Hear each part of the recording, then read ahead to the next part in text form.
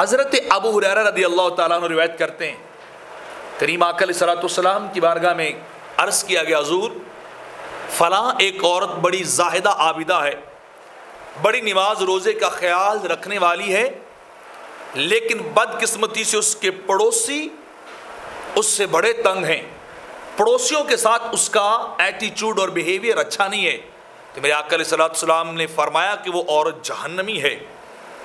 پھر لوگوں نے عرض کیا، حضور ہم نے ایک اور عورت کو بھی دیکھا ہے جو نماز روزے میں تو پوری سوری سی ہے، لیکن اپنے اخلاقیات کے اعتبار سے، اپنے سوشل ایٹیچیوڈ کے اعتبار سے وہ عورت بڑی اعلیٰ ہے، اس کے پڑوسی، اس کے گلی والے، اس کے محلے والے اس سے بڑے خوش ہیں۔ تو میرے آقا علیہ الصلوۃ والسلام نے فرمایا کہ وہ عورت جنتی ہے، وہ جنت میں جائے گی۔ تو آپ دیکھ لیجئے،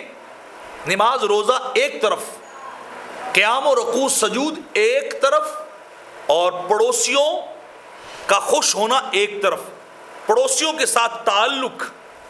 اور ان کے ساتھ معاملہ ایک طرف۔ اس ایک معاملے کی وجہ سے ایک عورت کے وہ اپنے پڑوسیوں سے اچھا سلوک نہیں کرتی تو کہا گیا کہ وہ جہنمی ہے،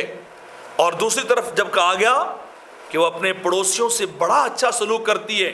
لوگوں کے ساتھ اس کا ایٹیچیوڈ بڑا اعلیٰ ہے، تو فرمایا وہ اس وجہ سے جنت میں جائے گی۔